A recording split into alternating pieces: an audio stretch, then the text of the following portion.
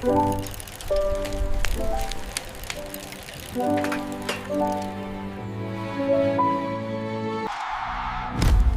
Gridiron Underdog, NFL's quiet legends.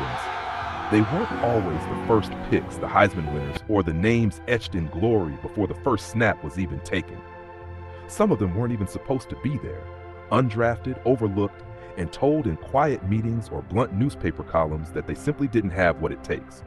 They were too slow, too old, too fragile, too unknown. And yet, there they were, on Sundays when the cold bit through their bones, when the lights grew bright and the pressure sharper than any tackle. These were the men who didn't enter the league on clouds of hype, but who fought for every yard of recognition. And in the world of the NFL, that makes all the difference. Let's start with a man stocking shelves in a grocery store. Not a metaphor, not a dramatization. Kurt Warner, before he became a Super Bowl MVP, was bagging groceries in Iowa. No endorsements, no multi-million-dollar signing bonus, just faith, perseverance, and the quiet belief that his story wasn't finished yet. He didn't just walk onto the field, he stormed in. When the Rams gave him his chance, Warner threw like a man who had been denied the game too long, and maybe that's exactly why every pass felt like destiny unfolding.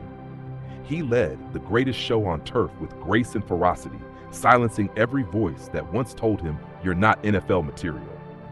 Then there was Joe Montana. Yes, he's a household name now, a four-time Super Bowl champion, a clutch legend. But rewind the clock to his early days, and you'll find a scrawny kid from Notre Dame, often doubted for his size, his arm strength, his calm demeanor, mistaken for lack of fire. Even the NFL scouts weren't unanimous. But Montana had something the stopwatch couldn't measure, ice in his veins. He didn't scream, he didn't boast, he just won, over and over again. In the coldest moments, when history was hanging by a thread, Montana made it look easy. He was doubted once, yes, but never again after that first comeback. And let us not forget Drew Brees, passed over by bigger schools, told he was too short to see over the offensive line. He didn't fit the prototype, yet the heart he carried was immeasurable. The fire in his chest, undeniable. He became a symbol for New Orleans. More than a quarterback, he was a beacon after the storm. Post-Katrina, it wasn't just about touchdowns. It was about healing, about rebuilding a city's faith through Sunday afternoons. These men weren't just players, they were symbols. For every kid who wasn't picked first, for every athlete told they didn't measure up, for every dream deferred but never discarded. But football doesn't forgive easily.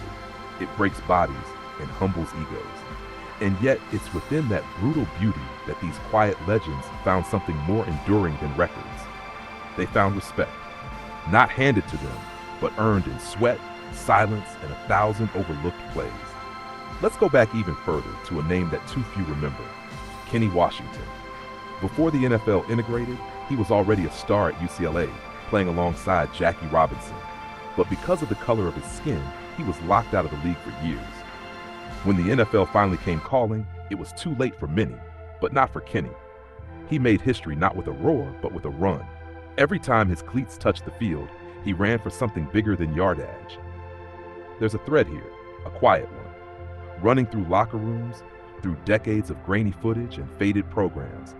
It binds together men like Warren Moon, who had to go to Canada to prove he could play in the NFL, who broke records in the CFL before the NFL finally listened.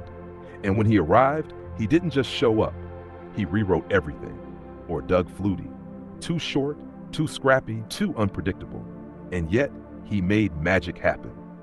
Whether it was Boston College or Buffalo, Flutie reminded us that heart will always outweigh height. The playbook could never fully contain him. And what about Priest Holmes? Undrafted, forgotten, third on the depth chart. But when he finally got the ball, he never gave it back. Season after season, he ran like a man who remembered every slight, every dismissal. His career didn't begin with a bang, but it roared on like thunder no one saw coming. Each of these men is a chapter, a reminder. That greatness often waits in the shadows. That resilience isn't always loud. It's steady, persistent, patient.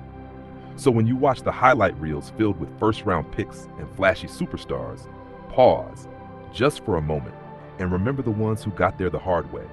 The men who didn't fit the mold, but redefined it anyway. Because the soul of football, of every sport really, isn't just found in the headlines.